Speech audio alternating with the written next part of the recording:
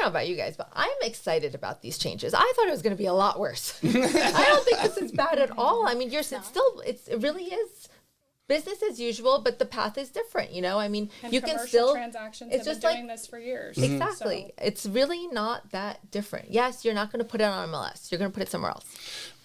We'll find another way. There is another way. There is another way. That is one of the things we do best in this industry is when we come into a roadblock, whether it's title or lending, high interest rates, or inspection, we find another way.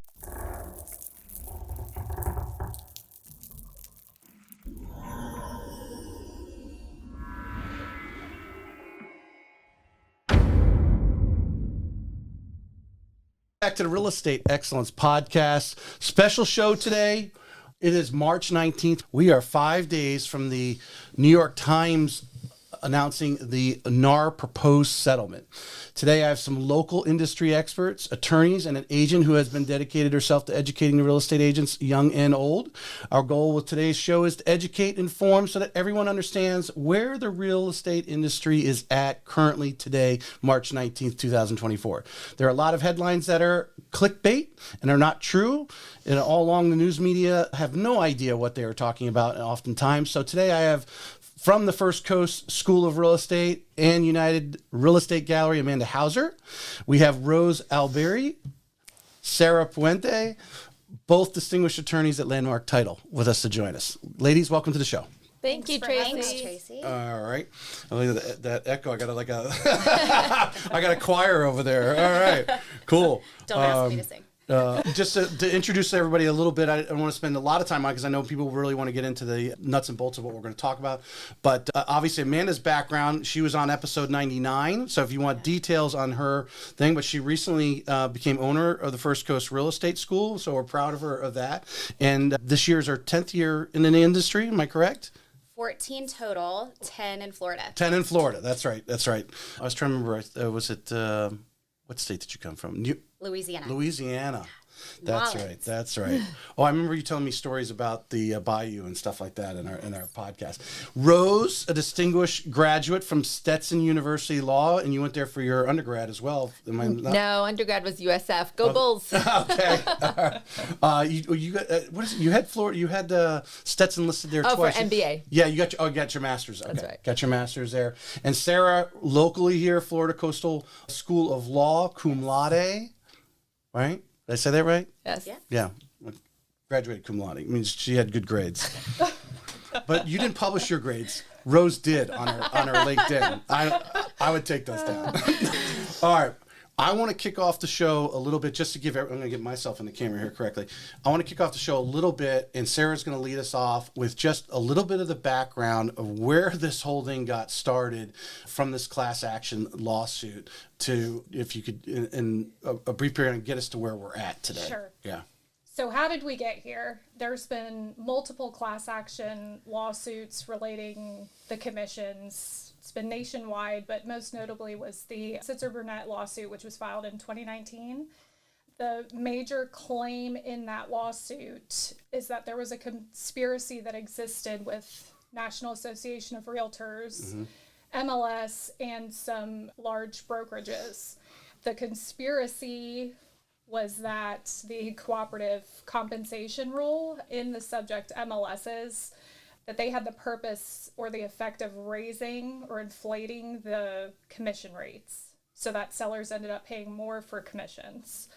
The date that everybody will remember was Halloween of last year, where a federal jury rendered a verdict in favor of the sellers who were the plaintiffs, $1.78 billion against NAR and some of the big brokerages. Right. Initially, NAR appealed, but as of last Friday, we all know that NAR has now entered into a proposed settlement, proposed being the key word. We don't know how long it will take for the court to approve it, but as of right now, they're stating July.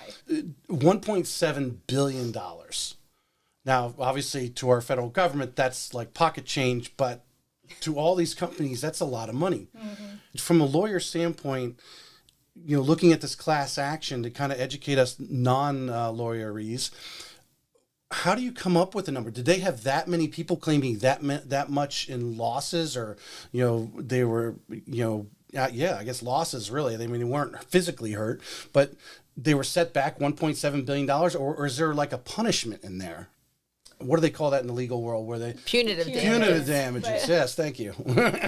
I mean, Rose can probably give more like explanation on it from the litigation side of it, but as far as I'm aware, that the jury is presented with kind of a formula in order to determine what that damage amount is, and they give them a sheet of paper for them to come up with an amount as to what they assess the damages are based on what, the circumstances. Right. And then I'm going to ask this, I want to start this question off. I guess I'm going to throw it out there. I don't know what's changed in real estate for as long as we remember. I mean, as the commissions changed, 5-6%, Amanda, since the 14 years you've been involved, is that really, it's always, some people negotiate, obviously larger price home, maybe they only get 4 or 5%, where, smaller home, they're splitting 6% with the buyer is common. Has that really changed since as far back as anyone can remember? I think that is one of the biggest misconceptions, honestly, is commission has always been negotiable. I know agents that will work for a whole lot less, and I know some agents that will never work for less than whatever their amount is. And I think the biggest misconception is that commissions have always been negotiable. And I have been licensed in 2 different markets. And yes, there's a difference in one market to another. Of course, that was 14 years ago in the other market, so it was also some time ago. But I don't truly believe I can say I've ever seen a standard, because most realtors are their own independent business. So they're deciding what their profit margins are going to be. They're negotiating their commissions. Or what the market will bear. Or what it will bear, because, at a time where someone, we were coming out of the crash and people were barely crawling back into equity, think about it. If an agent needed to get that listing, right, because that agent was probably hungry too, right? They probably were willing to work for a lot less, right? That seller needed to be able to get out with barely anything, right? Or a short sale, which is a lot of cases in 2009 and 10. And then you have another situation where a seller might have a ton of equity and be like, I need it gone tomorrow. I'm willing to pay you more. So it's so negotiable, and it all depends on that agent's business model too, and how they're running their business and what the motivation is of the seller. It is between the seller and the listing agent what the seller is willing to pay. I'm gonna put out there, anyone listening right now, I do have my Facebook up right here. So if you want to make a comment, a question, and we can pose it out here to do. My question actually to anyone out there, if my guests don't know, is during that time where there were a lot of short sales going on, a lot of bank-owned properties, what were the banks paying? It's a great question. I would bet the banks are obviously already losing money, so they're going to try to get a couple nickels and dimes from the agent as well. I would imagine. I imagine some banks probably have paid 6% on everything. I'll say this. I never had an issue with negotiating the commission I wanted to be paid on a short sale and it not being paid by the bank, if that's a good enough answer for you. Okay. So I have had several short sales I've dealt with. One actually not that long ago, within the last 3 years. And I was able to negotiate my commission as the listing agent with the bank, and I was paid the commission that I wanted to be paid. This is what I wanted to be paid. This is what the bank agreed to. And then we were in. Because a lot of them already built it into their profit and loss model anyway. Oh, I'm sure. At that point, when they're analyzing a short sale, they've got all those numbers crunched in there. All right. So back to our attorneys over here. So we have the right and the left and right here. Now, who is really? From what I'm hearing, again, because I started purging every YouTube video come out in here, everybody's commenting, and a lot of the big, from Keller Williams, Real was out there. I was watching him this morning. EXP, all these people, all these executives with those companies are coming out and chiming in on it, and a lot of them are saying that supposedly the plaintiffs, right? They're not getting. It's the lawyers who are going to get all this money. There's going to be some nickels and dimes really for these people who supposedly had a loss because they didn't understand that it was negotiable. Isn't that how it always is, Tracy? The lawyers always end up making the money. That's why you guys went in the real estate title, right? I will say though, I sold a house back in 2016, I believe it was. I have received 2 postcards.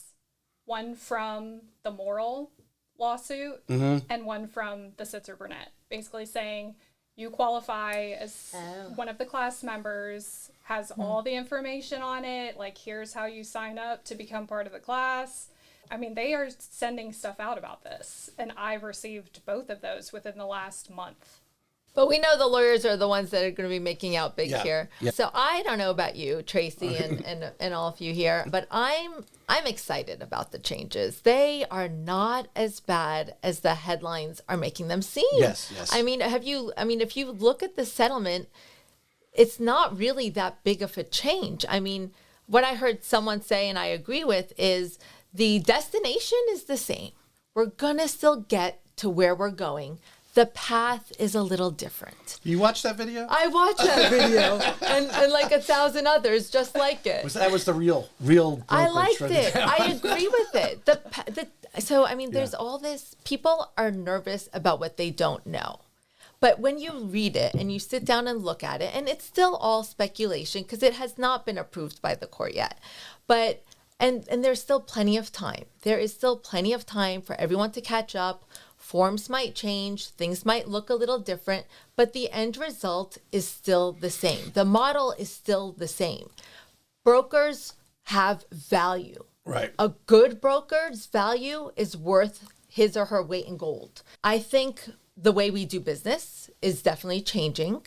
You want to go ahead and start just going over the big changes from this settlement, or am I getting ahead? I don't want to get ahead. The big one obviously is not being able to put the buyer's compensation in the thing. So we'll finish with that because that's obviously we'll spend most of the time. What are some of the smaller things? Because there's a lot of things in there. It's like, who cares, right? Yeah. And honestly, when I looked at this last night, just in preparing for today, I mainly focused on the practice changes. How? Because that's what everyone's asking. That's what everyone's nervous about. Right. How is this going to affect me and my business? Right now, it's business as usual. The changes don't really go into effect until mid-July is what we're hearing right now. But there are things that we need to be doing if we haven't already done it. A lot of the brokerages that we work with very closely have implemented these changes months ago, some of them years ago. And what are the big changes is that buyer-broker agreement, or here in NEFAR, we call it the buyer representation agreement. And it's a good thing.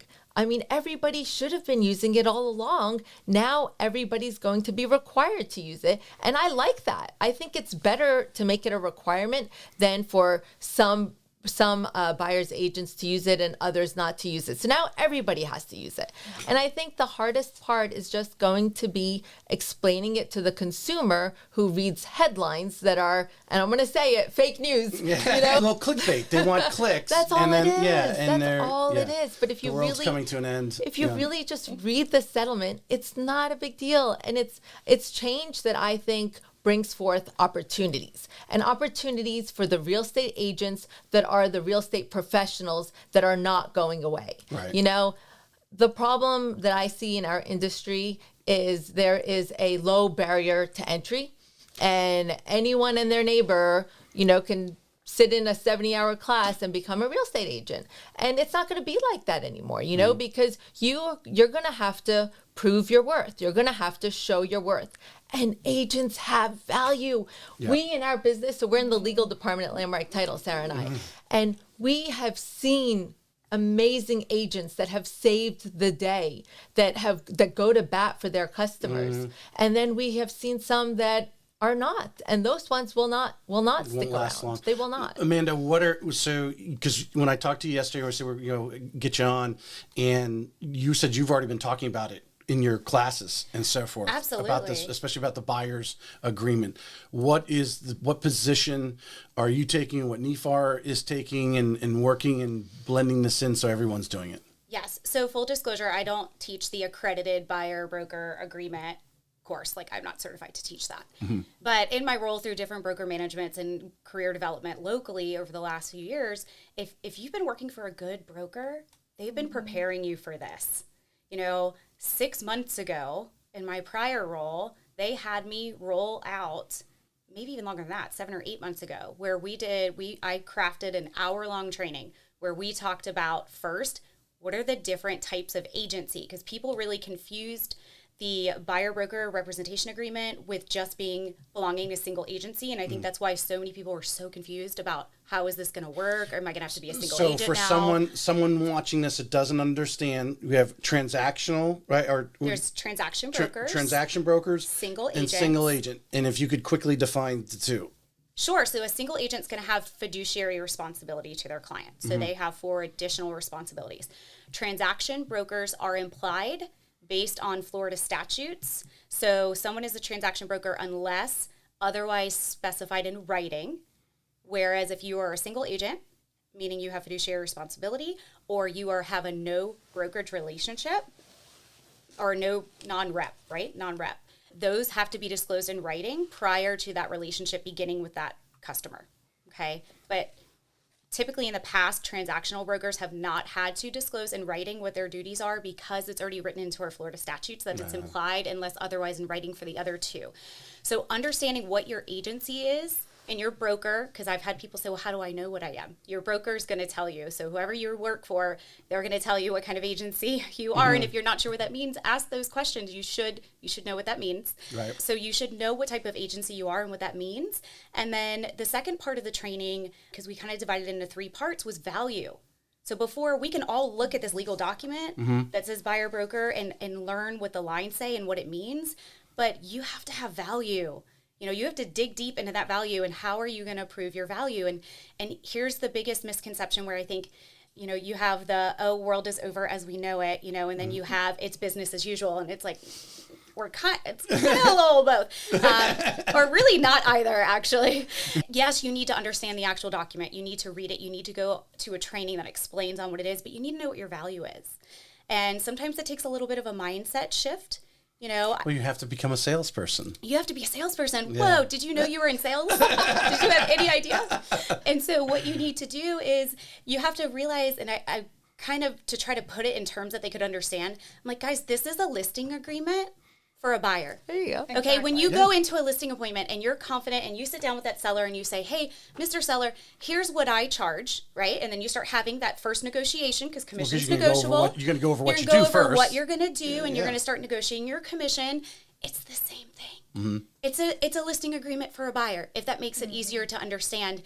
And as of December 2023, over 18 other states in the United States have already been using this. Their state laws require that buyer broker agreements be in writing Some states are already on top of this as a requirement. for years. I'm talking 10, 15 years. So this is not brand new for our industry. It's new for our area, for sure, that this be is going to be required. something that's going to be required should the settlement, you know, go as currently proposed. All right. Well, So, that yes. brings up something. Sarah, you and I were talking pre-show. We've got a courtroom trying to tell us we have a law. How is this actually they're coming to an agreement and then telling all the agents, oh, that you're required to do this, but who's requiring them to do it? So I know I'm throwing you on the spot with that one, but I mean, if Rose wants to jump in and help you out on that, on how to word that, but because that's really what's happening. We have a courtroom that's now telling, or 2 parties coming to an agreement that this is the way real estate should be done, but they have no formal setting, no way to create a law out of this. And right now it's just a proposed settlement. Yeah. Once NAR, once it becomes finalized and approved by the court, then NAR is obligated to comply with the terms of the settlement agreement, or they can be in breach. And NAR is going to be changing its rules. It's going to be changing its MLS. It's going to, things are going to change. So I have a question. Can I ask her a question? yeah, go ahead. Because this is a question I get a lot. Yeah. I get the question of if the proposed settlement, right, is for NAR to comply, which means any realtor that is a member of NAR must also comply. The question I get is, what if they're not a member of NAR Right. and they're not a realtor, they're a real estate agent? Does it still apply to them if it's not currently part of our Florida statutes? And I would say no, it does not apply to them. Well, the MLS itself, though, is how is that? That's actually run through the local. I mean, I'm asking a question because I'm not a real estate agent. The MLS is run by our local board, which is obviously sanctioned through Florida Realtors, who are members of NAR. If that actually follows that way, it just goes back to the MLS and NAR's influence upon it. in its way, right? Right. And a lot of it also goes back to what is custom in the area too. You know, you're going to do what's customary in the area. But if there's no Florida statute and you're not a member, then I would say it does not apply to you, because this is a settlement, proposed settlement with Members NAR. of the association. Right. Thank All you. right, I gotta get Sarah to speak here. She's smiling in the middle, looking great. What's another low-lying fruit? Just another thing in the settlement here. If we pick out one of the other, I want to hit the big ones. we'll get to. I wanna Sarah, do some little ones so we can get on the big ones. Well, I think what Amanda was saying about, you know, knowing what you bring to the table as an agent, I know that that's going to be very challenging for a lot of buyer's agents because they haven't had to do that in the past. But it's definitely something that you need to read the agreement, know what it's saying, be able to answer any questions that your buyers have. And like Who's going to be teaching this course over at Landmark Title? Probably David. But I mean, you know, like Rose said, being a realtor, it's a profession. You know, you're not going to work for free. And I don't think anybody expects anybody, no matter what industry they're in, to work for free. So you have to explain that to your customer, and having that knowledge and experience is definitely, you know, going to help in proving, you know, this, and having that transparency with your customer, saying, this is what I charge, this is what I'll do for you. You know, I'm not just opening doors and writing contracts. Like, I'm going to walk you through what's needed in the contract. I'm going to remind you to send stuff to your lender. Right. I'm going to keep track of deadlines. Extend the loan approval. Yeah, I mean, Not just the contract closing you know, date. I think any buyer's agent out there should just take 30 minutes of their time and in their mind write down what they do in a transaction. I think agents are overthinking it too. Well, the 100% there, yeah. And I'll give you two quick examples. I have an agent that called me yesterday that's all excited because she is getting a new construction house under contract. She's someone I mentor. And her buyers asked her, so that incentive that the builder's giving us, is that going to help pay what we owe you as well? They didn't even know that the builder was going to compensate her, and that incentive was above and beyond the fact that they were already going to take care of her. They didn't know. And then if you think about how many people are moving to Florida from other states, and that there are 18 other states that have been doing this for years and years and years, not all, they never understood how we got paid anyway for the most part. So don't overcomplicate it and don't overthink it. Right. Because you're That's great also advice. making a ton of assumptions instead of just having a conversation. Yeah. Bring it back to a conversation. 90% of the consumers out there, buyers, sellers, are not even... They don't know. They saw the headline and they're like, whatever, and because they're not thinking about it, they're not buying and selling right now. They're not even thinking about it. Sarah, do you think that the challenge is, the change, but nothing says they can't call the buyer's agent can call the listing agent and say, we want to come over and look at the house. What is your buyer's compensation? You can have that conversation all day long. It just can't happen on the MLS. Correct. And that, are they maybe a little bashful of actually asking that? I mean, I would hope the listing agent's looking after the buying agent because you guys have each other's back, right? Listen, you run into the same people over and over. They say like 95% or 5% of the agents do 95% of the business. I mean, I've heard that for years. I don't know how true that is, but I've seen it play out. I run into a lot of the same players over and over. I think 25% of the agents have done 6 or more transactions in the last year. Don't ask me math questions. Yeah. But to that point, and the other thing to remember too is sellers can still offer, okay? They can still not only offer compensation, they just can't put it in MLS. They can still offer concessions in MLS. Right. That concession just cannot be tied to a buyer's agent's commission. And so think about it when you go to a builder and they're like, hey, we're going to give you $20,000 in concessions. Sometimes they use it towards closing costs. Sometimes they use it to put a fence in. Sometimes they use it to buy their rate down. They can choose sometimes they'll take it off the top of the price of the house. It's the buyer's choice what they do with that concession. So sellers can still offer these concessions, okay? It can still go towards a buyer's closing cost. And if your commission is part of that buyer's closing cost, then technically the seller can still offer that We just can't call it buyer compensation. Right. Those In words MLS. can't be used in MLS. And I'm sure the forms are going to change as well. The contract forms. Someone mentioned today that we're probably going to need a form between the selling broker and the listing broker, to memorialize the compensation. And the listing agreement, the buyer broker agreement, they're probably all going to be tweaked some once these changes take place. This is what I see happening. I see someone going out there right now who, because we know there's some in our business, and they're going to say to the seller, hey, I'll list your house. I'm only going to do it I'll do it for 3% when everyone's telling you 5 or 6%, because I'm not going to pay the buyer's agent, and I'm going to save you 3%. They're not even going to say that to them. About the buyers. They're just going to say, I'm going to do it for 3%. And then when the buyer's agent calls them and said, the seller's not paying for your compensation, because technically they've kind of opened the door or said, oh, I can do that. I can see that happening and causing rifts in the local boards and so forth. Mm-hmm. And those people's names, I guarantee, will be on social media. Do not deal with this agent listing a house, because they're not looking after the buyer's agent. Reputation and not so much is key. Not so much looking at the negative aspect of it, but one of the things I wrote down earlier when I was doing my research is in 2022, 86% of all home purchases were done through an agent or a broker. Okay, so what you have to do is educate your seller and say, hey, Mr. and Mrs. Seller, 86% of purchases are done through an agent or a broker.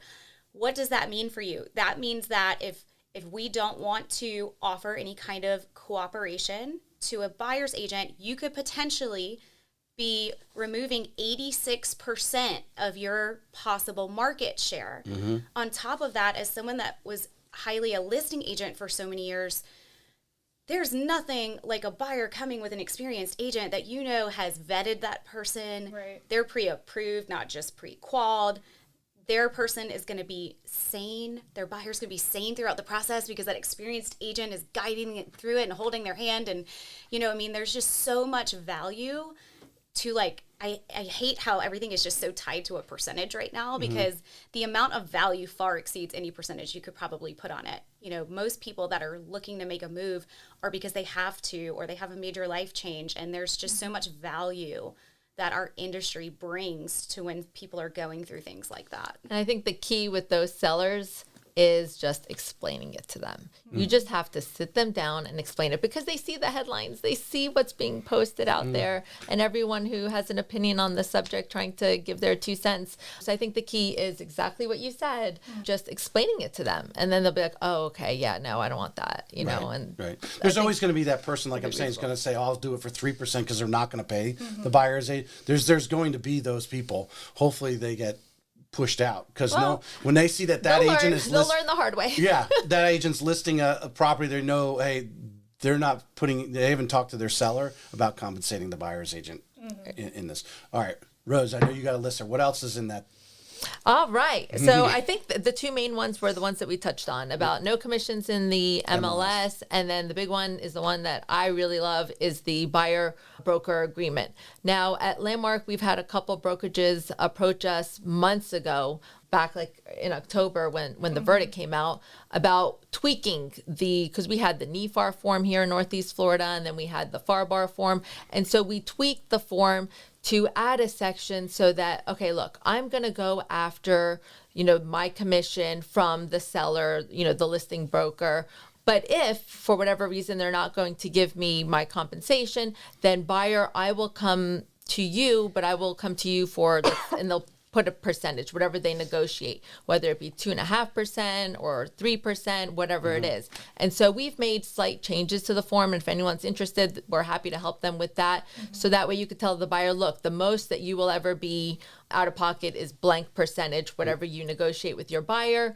And then, of course, we're first going to attempt to get that from the listing broker, and then whatever difference there is. So we've made that change, and I'm sure the forms are going to be changed in light of this proposed settlement. But I love that buyer broker agreement. If you just take a few minutes and just look at it, it's very self-explanatory. It clearly explains what your job is, what their job is. There's no confusion. And one broker that I really respect in this industry, he explained it like this. He said, this is like a relationship. This is a relationship.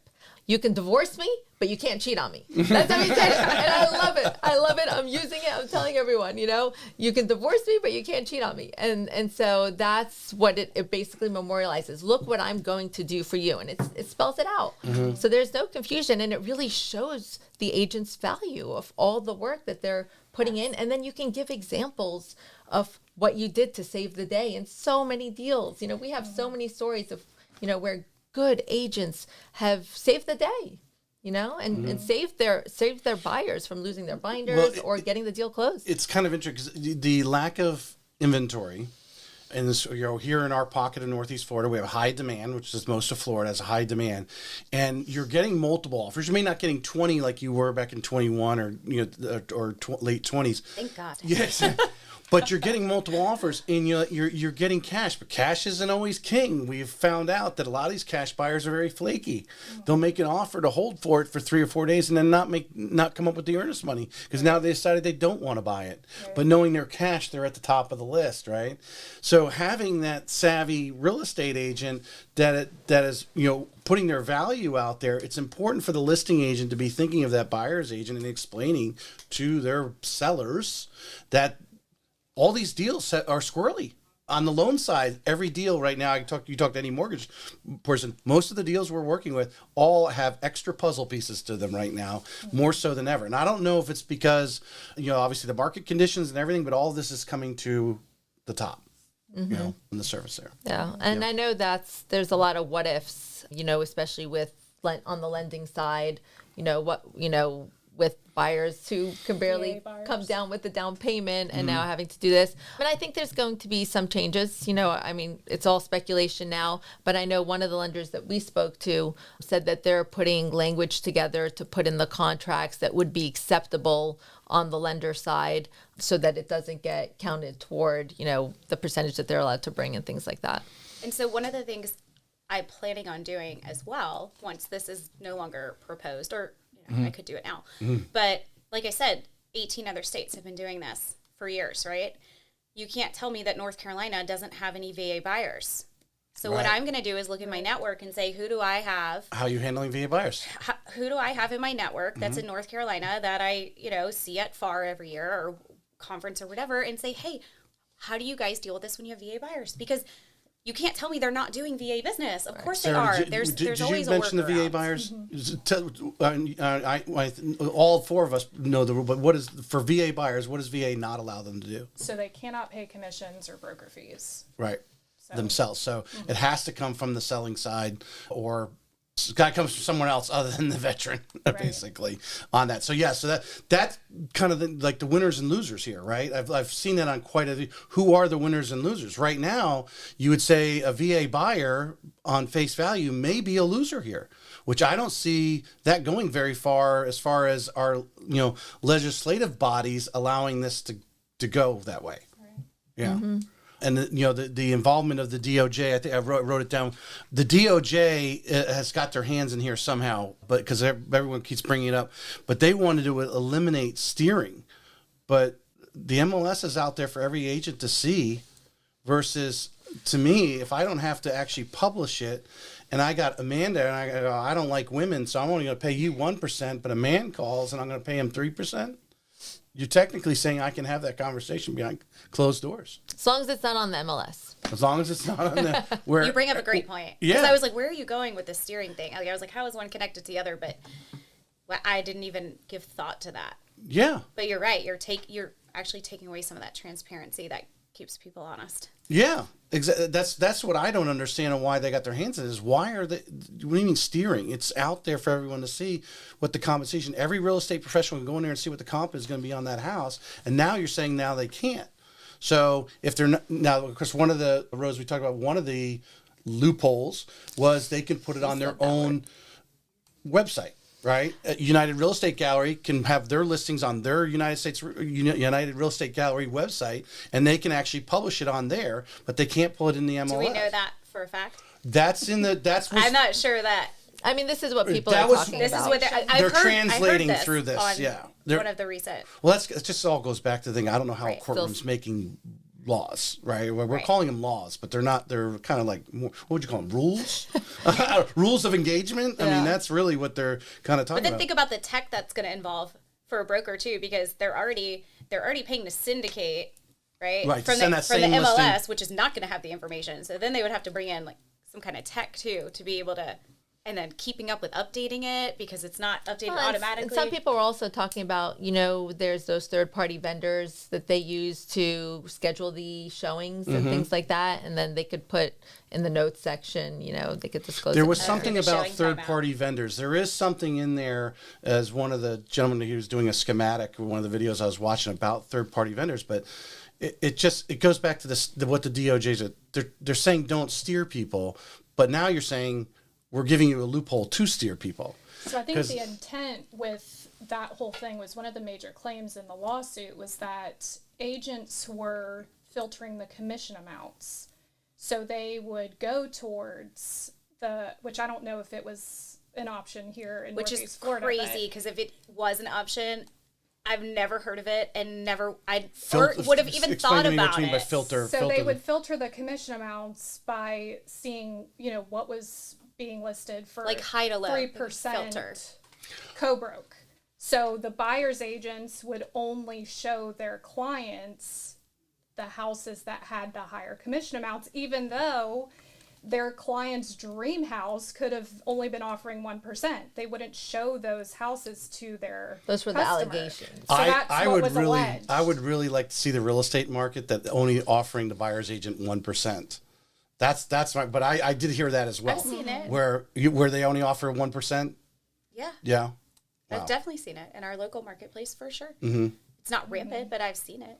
But to go back to what she's saying, when I mentioned, I did, because I heard that, and I don't know if I was talking to my wife or whatever, and she said, I didn't know. I think Patty Ketchum even said, when I talked to her the last time we were talking about the NAR lawsuit, she goes, I didn't even know we could do that. Can you do that? Yeah. Yeah. Because most of you are focusing on price point more than. Well, and let's be honest, our clients drive. Okay, they have access to almost the same information that we do. Everything, all these platforms are syndicated now. You know, they need our expertise and our knowledge and our experience. But as far as just sorting by price and area, they do that themselves. Yeah. You know, so to me too, I feel like it would be so hard to hide their dream home and not have it, not show it. Because they're going to, if it's their dream home, they're going to find it if it matches their parameters. And they're going to say, I want you to show me this. Unless you have like the out-of-state people who just hire a buyer's agent to do the work for them and then they don't. Well, you're always going to have that scrupulous person who might say, oh, but that house, I heard that's got a contract on it, so you can't see that. I could see scrupulous people doing that. You're going to have that in every industry. Sure. But go back to the market running things basically on what we're selling the house for.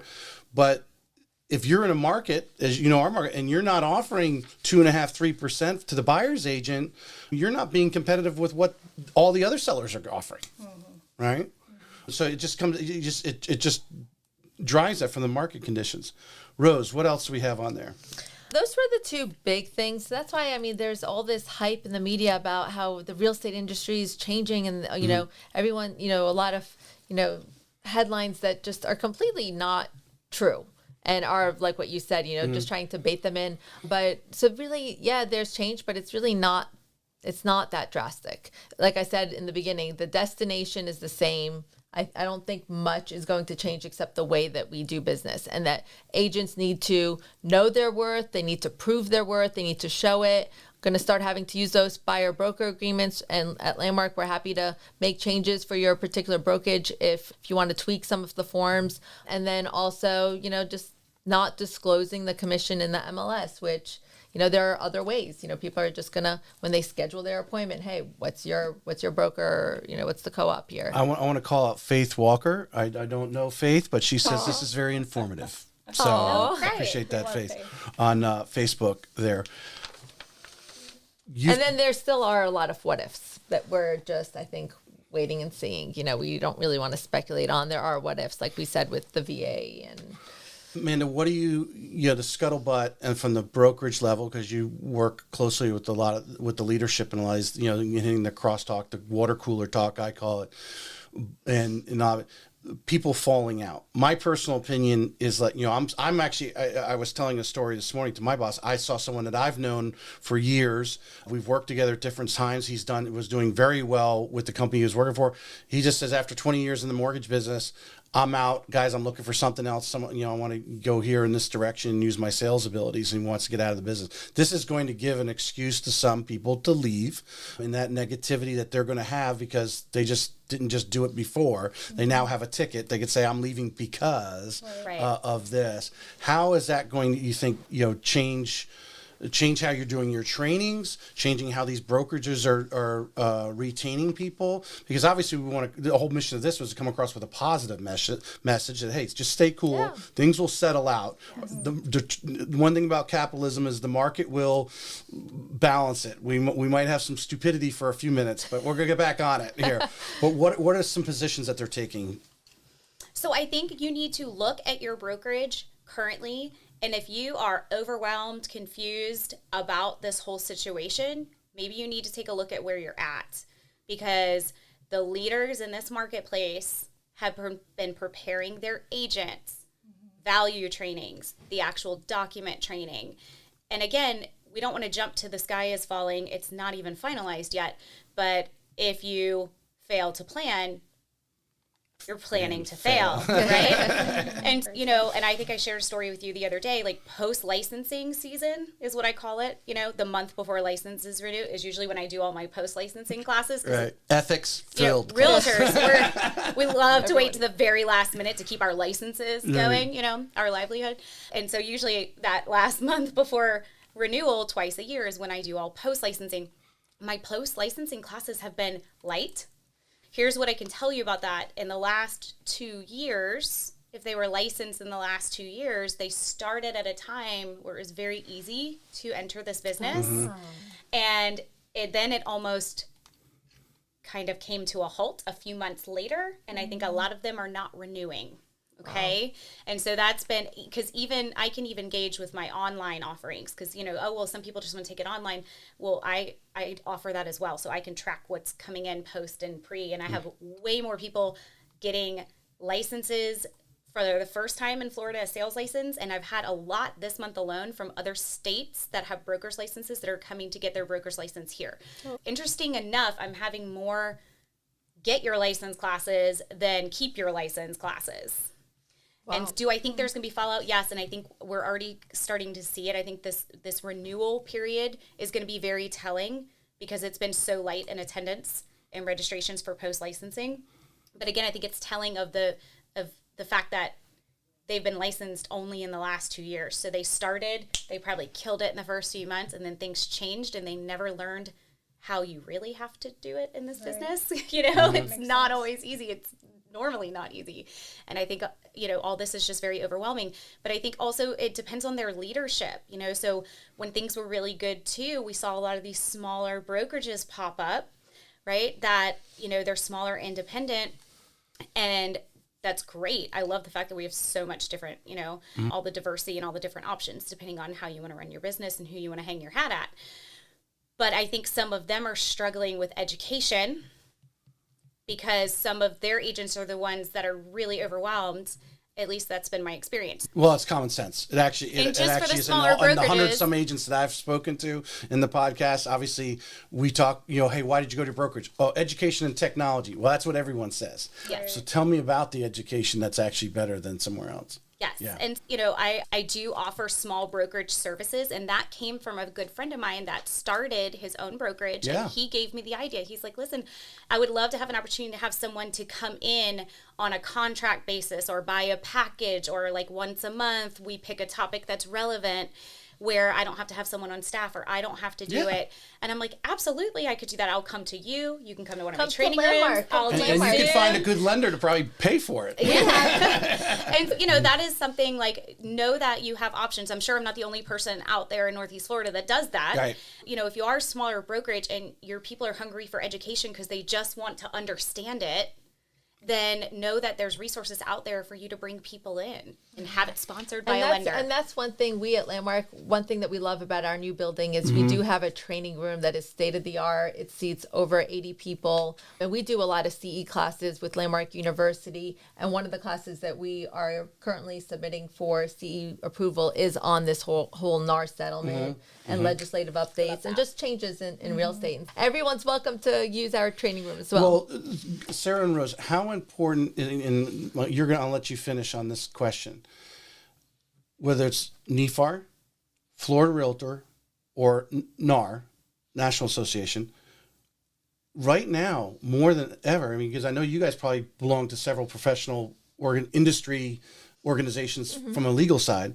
How important is it right now for the agents to really obviously get engaged if they're not and support those who are spearheading? Because this is going to go to a legislative thing. This is going to go to whether it goes to Tallahassee or goes to DC. And you need RPAC, you need Florida Realtor, you need those people, and they're just real estate agents just like you that are taking on the role of also representing you, but to support them right now. I say it's more important than ever because they have your interests at the, they're the ones that spearhead protecting your interests and the education. So that way you're not getting it from the headlines and you're getting it directly from them. And they keep you up to date. You get the breaking news reports directly from them. And they're much more trustworthy than what you see in the news. Right. Yeah, I was just going to say that, it's a fine line between staying informed and drowning out the media hysteria. Right.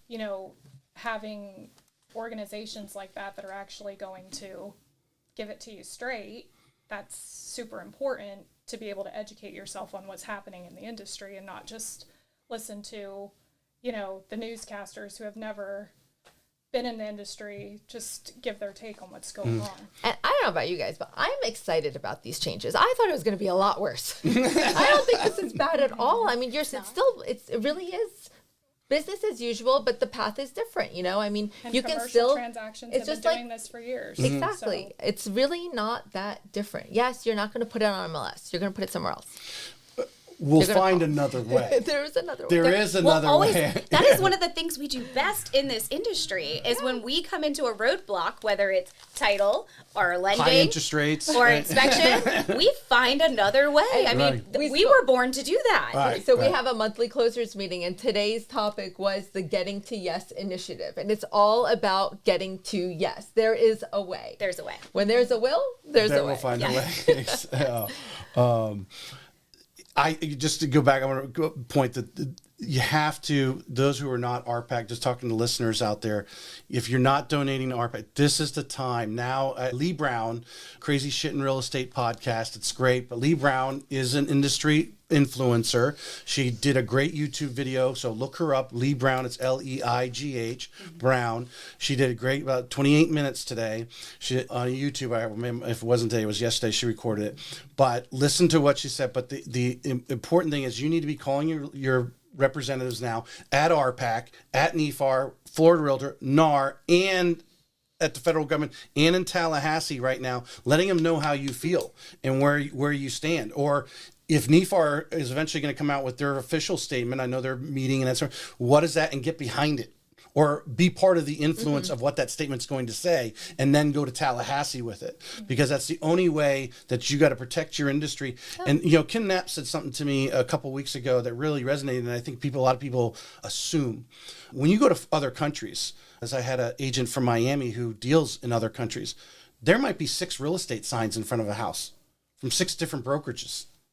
We have ethical things that we have here, and it's Florida Realtor and our local board that keep those ethics and how our business is conducted. So it is professional. And being out there and so I wanted you to, if you want to tap on it, just donating to RPAC, being involved, or supporting those who are representing you. And I think you hit the nail on the head. you guys have to speak up. You're paying these dues. If you're not involved, you need to get involved, because you can't sit behind your keyboard and read the headlines only and start panicking or start a conversation in another group over your panic because you want validation. Get on a Facebook chat. Right? Because that's what's happening. You're reading one headline and then you're going to start a conversation so you can feel validated. Go out there. These people, you pay for this. You pay for this kind of support. They need to know how you feel, because if you don't tell them, they're going to assume what they do know is how everybody feels. So you need to communicate with with NEFAR, with FAR, with our local representatives. And I promise you, anyone that is part of the RPAC committees, or however they're situated, like their board members, or I'm sure there's like certain leaders for our general area, they probably have direct lines to those state representatives and those legislatures on the on the national level, because that's their job to do that, is to know those people and advocate for what we need and what we want as an industry. And so you need to communicate those things and let them work for you. Yeah, and you agents on the front line, you have the solutions because you're in it. Right. You know what works, what doesn't work, and so they want to hear from you. I had one thing, actually, we didn't get to any of the questions that I really wrote here, but I only wrote a few. But where, just to circle back to the beginning, where does caveat emptor come into this whole thing? I love it. Buyer beware. Buyer beware. And so it is buyer beware. Do your due diligence, do your homework, and get the right agent. Get the right agent. Don't just hire the first one that you see. Do your homework, and then you'll know which one you feel comfortable with. Just like hiring an attorney, it's the same thing. You don't just hire the first attorney that someone recommends to you. You want to be comfortable with them. It doesn't mean that they're not a good attorney. You might just not mesh well with them, and you want someone that understands you, that will work for you, that will help you through the transaction. Sometimes it's just a matter of personalities, but you want someone who you are comfortable with. Sarah, but because I'll go back to our first question, was you giving us the background on where this all started. Where did this how did this even get going without saying, these people sign contracts that aren't like, 50-page contracts. They're 10, 12 pages sometimes, and half of it's written by a lawyer, and everybody that ever bought a house is signed for. How does the caveat emptor, I really don't understand from the simple. It was like, how do you bring up such a lawsuit? Why does that not apply here? I mean, I don't really know how it started. I don't know if a bunch of sellers just started talking about commissions and then they reached out to an attorney, and the attorney saw dollar signs and said, yeah, sure, we can, file something that's, in violation of the antitrust laws. But, I think the biggest thing for the buyers the buyer's agents is reputation is key. It always has been, but I think now it's even more so, because if all buyers are now required to sign that buyer brokerage agreement, they're going to start looking at reviews of buyer's agents, because if they're going to be paying for it, they want to make sure that they're paying for a good agent. Right. So I think that is a big thing. And I mean, also reputation's key on the listing side. If your buyer's agent knows that you're a listing agent that's not going to be flexible and, try to talk to their seller about offering a co-broke commission, I mean, you're going to lose out on buyers. Right. Amanda, I was concentrating on what Sarah was saying there, so gather my thought on this. So I am so excited because we have been in such a world of popularity contest. I can't tell you how many times I'm in like some mom's group or military wives group or something, and they're like, hey, who do you recommend as a realtor? And they're like, 100%, she's the best one in the area. And like, I look her up, she's had one sale, she's been licensed 4 months, right? And that's okay. Like, I don't mean she doesn't need business. Of course she does. Like, go get it, girl. And your friends love you, and that's awesome. But for the agents that are going out there and getting the education, that know their value, and if you're not, now's the time to do it and prepare yourself, because you are going to have to interview now. When people assign $1 to your work, they are going to expect more than you have a really cute headshot. Okay. And you have a lot of friends that think you're really fun. So two things, and actually my wife brought this up last night, two things, but could this push people back to the brand, to the Interesting. the big Keller Williams, the Coldwell Bankers, because of the brand, knowing that, I know that real estate, they've been there a long time, or the brokers there is awesome. So whoever works for them must be awesome. Well, and I think could have pushed them that way. And to your point earlier, you know, you were like, if it's and just like Sarah just said, if the listing agent is going to be known to have a reputation to not explain the value of offering a co-broke to their seller, we'll call it that, then if that agent works for a specific brokerage, is that brokerage then going to carry that reputation? You know, it could go the opposite way too, because yes, people associate value with brands that are long lasting, that have been around, that they trust. So I think that is definitely a point. So my wife brought up something I think is brilliant. You know, appraisers have to spend godless hours as an apprentice. Real estate agents, you pass that test and you're signed with a brokerage, you're licensed to kill. Listen, bless their hearts. They come in 2 years later for post-licensing, and they don't know what kind of agency they are. And I mean, there absolutely should be an apprenticeship. That they have to, you know, and then obviously, you know, senior agents who want to take on that responsibility of being, to lead that up, or whether it's individual brokerages. Some brokerages are already set up for that. A lot of brokerages are set up where they'll actually have a compensation model to compensate and, you know, incentivize their senior agents to get mentor these new people off the ground and running and making money and doing things the proper way. But I think in the end of the day, it's back to basics and back to the buyer's agent having their presentation just like you do on the listing side. You're going to have a presentation, and in the end of the day, it's going to come back to you doing a good job and word of mouth, and that's how you get your business. It's not going to be how it was. It's not. You're really going to have to, because you're going to get pushback from sellers. Well, so you're going to have like we said, 90% of them are not even going to be paying attention. Right. It's going to be, but you should be able to handle that question though. Yes. Right. It's going to come up because of the headlines. Yeah, and why it's important that they offer the compensation, because the whole point of the buyer's agreement, if I'm not mistaken, and these different people, pundits all talking, is, you know, that the buyer is saying to their buyer's agent, if they're not offering you comp, go to another house.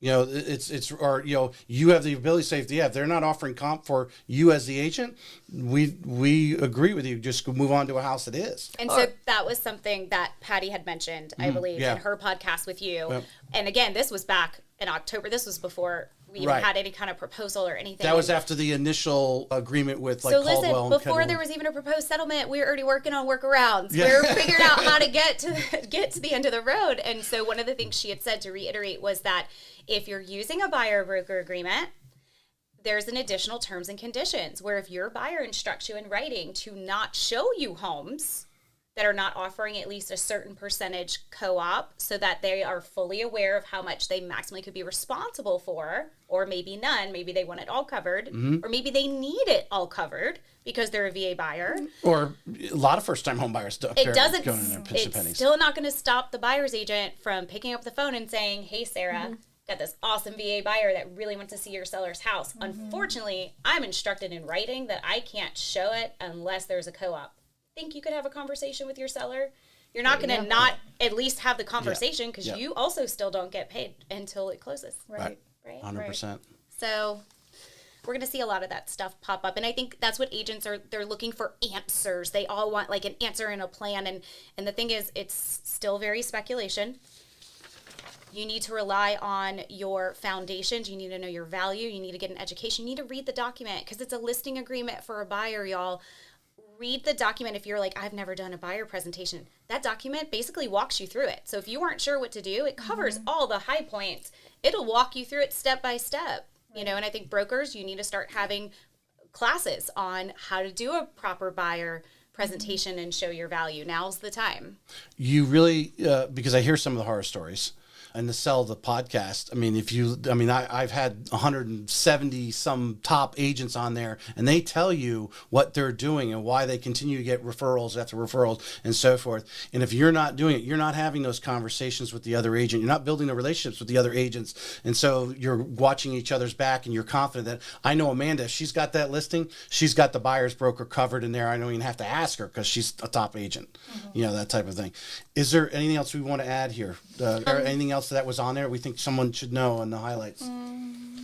I think we pretty much covered the top points. You know, I think it's not as bad as we thought it would be. It really is not bad at all. It's still the same. Things are going to be a little different in terms of how we get there, but I don't think it's going to be, you know, don't believe the headlines. Read Right. the actual settlement. You're gonna well, not that you, different. You have to. I mean, agents work a lot already. And agents who are newer, maybe not seeing as busy, but when you get busy, you got multiple listings, you got What's offers going coming on? in. You're up to 9, 10 o'clock at night. You're talking to people are calling you. You're educating the seller on, hey, this is the offer we got. Do we want to hold off? You know, all these things going on, and you have to take some time for the education piece. You do. And you just got to add another tool to your tool belt here, Right. and how we're going to approach these buyers and sellers, you know, accordingly. To get paid your value, which That's is what it is. Yeah, That's what it is. ladies, I appreciate you coming on. We're Thanks for excited having us, about what the Tracy. future holds. And if anyone has any questions, we're just a phone call away. Yeah, well, when this is approved, I think it's going to be tweaked. Personally, I think something's going to be tweaked, and this is going to take a couple months. We'll come on and whether we do a shorter show, but Yeah, we'd love educate everyone on there, or we just do it virtually from across the street over there that you guys are Yeah, at. we'd love to. But ladies, I appreciate you coming on. Thank you for Thanks, having us. Tracy. Thanks, Tracy.